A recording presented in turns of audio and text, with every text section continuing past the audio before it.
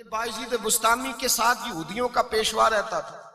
ज्यादातर मुखालफतें हसद की वजह से होती है, हसद बुनियादी वजह होती है। कुरान मजीद ने कहा महबूब तेरे साथ जो ज्यादती करते हैं, माज अल्लाह बेअदबी करते हैं, हसद मिन इंदी अनफुसिहिम, इनके दिलों में तेरा हसद है।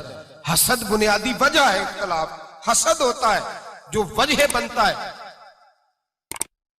हजरत बायजीद बुस्तामी के पड़ोस में यहूदियों का पेशवा रहता था, आपकी मुखालफत करता, सारी जिंदगी उसने मुखालफत की। यहूदी उसे बड़ा मानते थे, उससे कोई गलती हो गई सारे उसे छोड़ गए। पहले रईस आजम होता था, फिर गरीब हो गया। एक दिन हजरत बायजीद बुस्तामी घर आए तो बच्चे के रोने की आवाज आई। जौजा से पूछने लगे इसका बच्चा क्यों रोता है? तो कहने लगी आपको पता है ना, अब लोग उसे छोड़ गए हैं तो घर में दिया नहीं जलता, बच्चा छोटा है, अंधेरे में रोता है। रात गहरी हो गई तो हजरत बायजीद ने अपने घर से दिया उठाया, अपने घर से दरवाजे पे दस्तक दी। वो बाहर आया तो जनाब बायजीद का अंदाज क्या है, उसने मुखालफत की जिंदगी भर। अंदाज क्या है, बाहर आते ही ना आप फौरन उसको बोलने नहीं दिया। कहने लगे ओ भाई सुन ले, मैं पहले भी आ सकता था, देर से इसलिए आया हूं कि गलियां सुनसान हो जाए, लोग सो जाए, तुझे और मुझे कोई नहीं देख रहा है कि मैं हूं, दूसरा तू है, और तू मुझे अच्छी तरह जानता है। बायजीद वो नहीं कि जो नेकी करेगा और दुनिया को बताएगा, मैं तेरा राज भी रखूंगा। और बच्चे तो मासूम होते हैं ना। फरमाया मेरे बड़े हो गए, तेरे छोटे हैं, ये पकड़ ले दिया, घर में ले जा, और मेरा वादा है किसी को सारी जिंदगी उसने मुखालफत की। वो शख्स कहता है मुझे बोलने का मौका ही न दिया, दिया दे के चले गए। अगली शाम फिर आई, रात गहरी हुई तो फिर दरवाजे पे दस्तक हुई। मैं बाहर गया, नया चिराग, नई बत्ती, नया दिया। कहने लगे देख, कोई नहीं देख रहा, मैं उस वक्त आया हूं जब तन्हाई हो, और तू मुझे जानता है, मैं गलत बात भी नहीं करता, ये दिया रख ले, मैं किसी को बताऊंगा भी नहीं। कहते चले गए। तीसरा दिन आया तो वो यहूदी कहता है मेरे सब्र का बंधन टूट गया, मैं टूट गया, उनकी नेकी ने मुझे खरीद लिया, उनके माफ करने ने उनकी इज्जत मेरे दिल, मेरी रूह में बढ़ा दी। कहते हैं जब दरवाजे पे दस्तक दी, मैं बाहर आया, उन्होंने दिया थमाया। कहने लगे देख भी कोई नहीं रहा, और तू मुझे जानता है मैं मुस्तफा का गुलाम हूं, मैं झूठ भी नहीं बोलता, मैं बताऊंगा भी नहीं, तेरा राज रखूंगा। कहते उन्होंने दिया तो उस यहूदी पेशवा ने शोर मचाना शुरू किया। कहने लगा मुसलमानों बाहर निकलो, यहूदियों बाहर आओ, ईसाइयों बाहर आओ। शोर मच गया, लोग छतों पे चढ़ गए। क्या हुआ क्या हुआ? कहने लगा ये बायजीद है, मैं यहूदियों का पेशवा हूं, मैंने सारी जिंदगी झूठे इल्जाम लगाए, सारी जिंदगी इसको बदनाम करने का हर हरबा इस्तेमाल किया, जो मुझसे बन सकता था मैंने किया।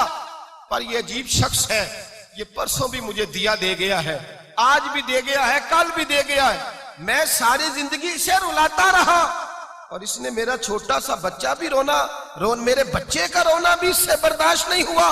मैं तुम सबको गवाह बना के कहता हूं मैं झूठा हूं, बायजीद सच्चे हैं, इनका मजहब भी सच्चा है, कुरान भी सच्चा है, इस्लाम भी सच्चा है, और जिस मुस्तफा का ये कलमा पढ़ते हैं वो महबूब भी बड़ा सच्चा है, ये सच्चे दीन के मानने वाले हैं। कहने लगे मैं तुम्हें गवाह बना के मुस्तफा का कलमा पढ़ता हूं और तुम्हें बताता हूं कि आओ सारे दरे रसूल पे झुक जाए।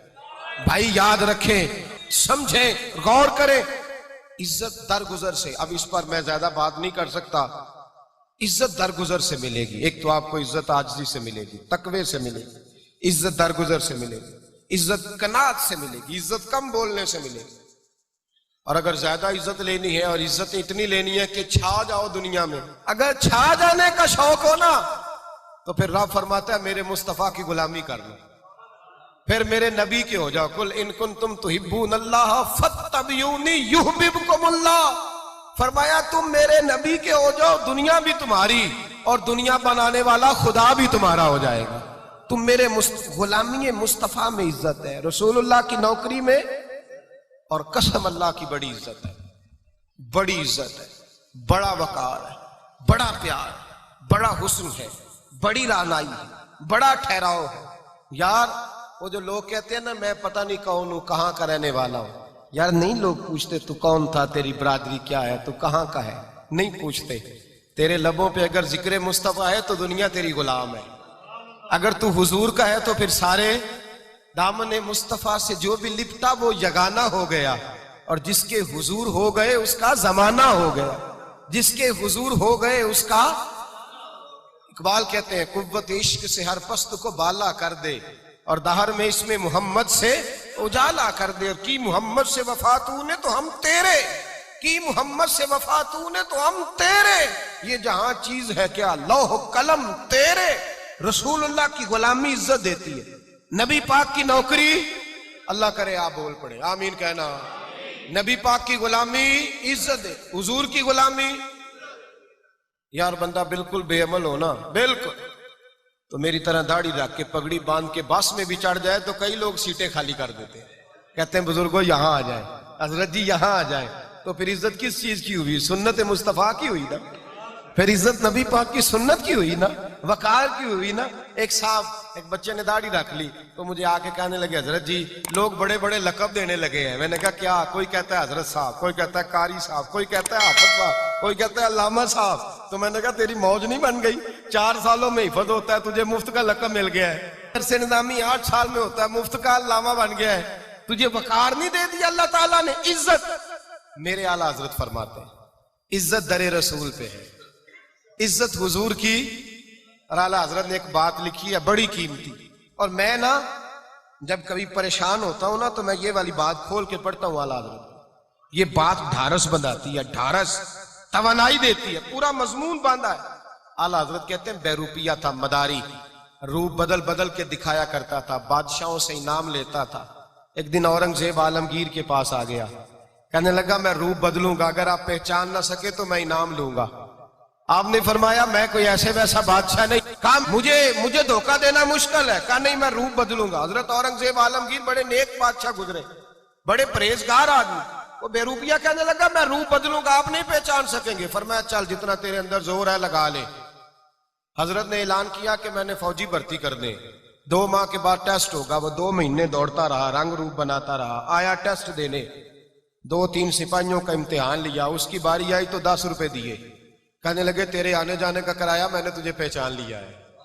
कुछ दिनों के बाद जाने लगे सफर पर, तो भिखारी आ गए खैरात मांगने, उसने भी सारे मुंह पर स्याही मार ली, कपड़े फाड़ लिए, सर के बाल मुंडा लिए, भवें तक कटा ली, बदरंग होके आया, कासा आगे किया तो हजरत ने 10 रुपए डाले, कहने लगे तेरे आने जाने का किराया मैंने पहचान लिया है।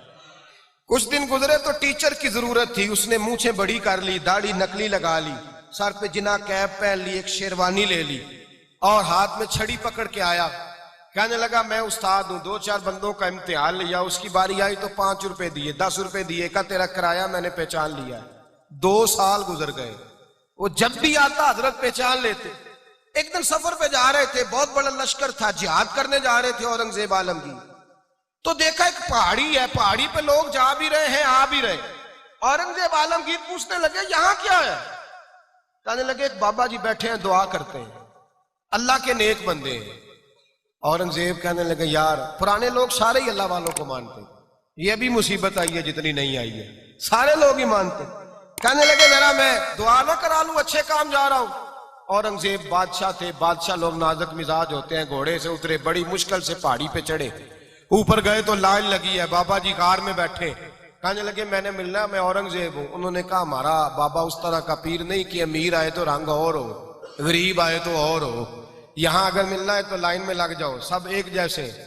अब लाइन में खड़े हो गए, 50 आदमी आगे थे, कहते हैं 51वां नंबर था, थक गया धूप में खड़ा खड़ा। जब मैं पहुंचा गार के दाने तो मैंने बाबा जी के चेहरे पे नजर डाली तो बड़ा नूरानी चेहरा, बड़ी खूबसूरत लबो लहजा।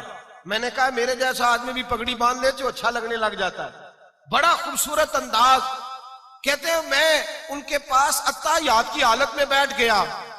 मैंने कहा हुजूर मैं जा रहा हूं जिहाद करने, दुआ करना। बुजुर्गों ने हाथ उठाए, अल्लाह इसकी मदद फरमा, दीन को गलबा अता फरमा, इसे दीन का सच्चा पक्का सिपाही बना। फिर थपकी दी, 2-4 नसीहतें भी कर डाली, देखना जुल्म न करना, ज्यादती न करना, जब तू जीत फखर न करना, गुरूर न करना, नसीहतें भी कर दी।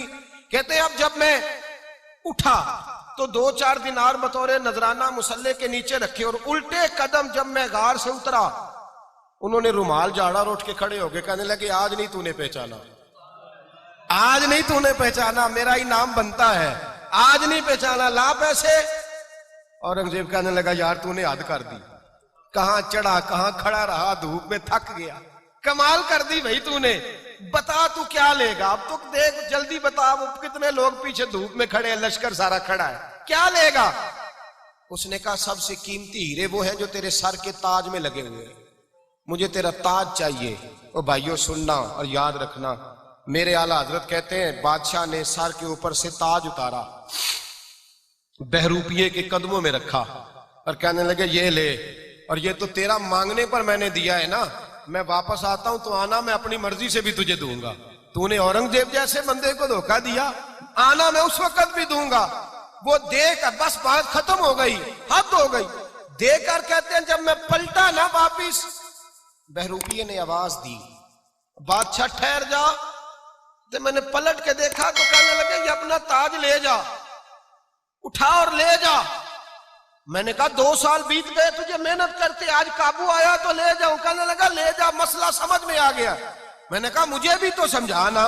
कहते हैं वो फूट फूट के रोया, उसकी आंखें बरस पड़ी, सैलाब की तरह आंसू बह निकले, तड़पा और रो के कहने लगा बादशाह मैंने झूठ मूठ रसूलुल्लाह की गुलामी इख्तियार की थी, झूठ मूठ की दाढ़ी, झूठ मूठ की पगड़ी, झूठ मूठ का फकर, मैंने झूठ मूठ नबी पाक का लिबास पहना है, तो तेरे जैसे बादशाहों के ताज मेरे कदमों में आ गए हैं। अगर मैं सचमुच रसूलुल्लाह का गुलाम बनूंगा तो अल्लाह क्या कुछ अता फरमाएगा, अल्लाह कितनी नेमतों से नवाजेगा। मेरे आला क्या फरमाते हैं, आला हज़रत फरमाते हैं फरिश्ते भी करते हैं ताजीम मेरी। कौन जी? अल्लाह। ऐसा अकीदा भी कम मिलेगा जो बरेली के इमाम का अकीदा है, ऐसा भी कम। कहते हैं फरिश्ते भी करते हैं ताजीम मेरी। क्यों? फरमाने लगे फिदा होके उन पर ये इज्जत मिली है, फिदा होके उन पर ये